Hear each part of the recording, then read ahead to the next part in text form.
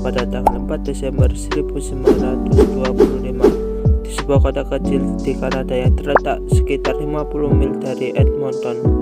Albert Bandura juga merupakan psikolog hebat dengan teori pembelajaran sosial, konsep efikasi diri, dan juga eksperimen boneka. Pendidikan awal Bandura terdiri dari satu sekolah kecil dengan hanya 2 guru untuk sekolah menengah atas. Bandura memperoleh gelarnya dari University of British Columbia pada tahun 1949 setelah hanya 3 tahun belajar dan kemudian melanjutkan ke sekolah pasca sarjana di University of Iowa. Bandura memperoleh gelar MA pada tahun 1951 dan gelar PhD dalam psikologi klinis pada tahun 1952. Setelah meraih gelar doktor, ia ditawari posisi di Universitas Stanford dan menerimanya. Ia mulai bekerja di Stanford pada tahun 1953 dan terus bekerja di universitas tersebut hingga pensiun. Salah satu penelitian Bandura adalah eksperimen Bobotol, di mana para peneliti memperlihatkan video orang dewasa yang bersikap kasar terhadap boneka kepada anak-anak usia sekolah.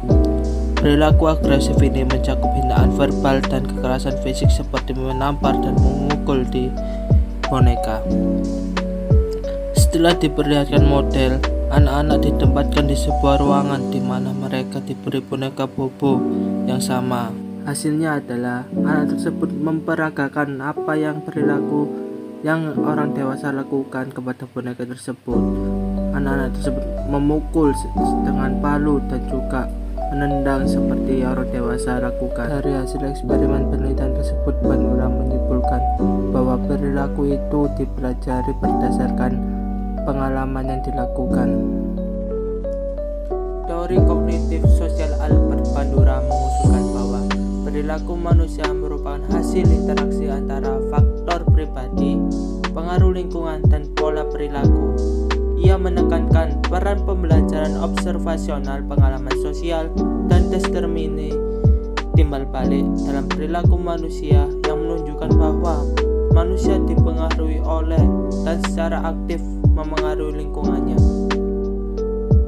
Tindakan manusia merupakan hasil dari interaksi di antara 3 variabel, yaitu environment, behavior, dan person. Behavior merupakan perilaku individu, environment merupakan lingkungan luar yang berpengaruh kepada kita, dan person meliputi faktor internal individu seperti kognitif, persepsi, dan faktor internal lain. Istilah timbal balik atau reciprocal digunakan untuk menunjukkan interaksi yang terjadi bukan hanya satu arah. Teori kognitif sosial oleh Albert Bandura adalah teori yang menonjolkan bahwa gagasan sebagian besar pembelajaran manusia terjadi dalam sebuah lingkungan sosial. Dengan mengamati orang lain, manusia memperoleh pengetahuan, aturan-aturan, keterampilan, dan strategi keyakinan dan sikap.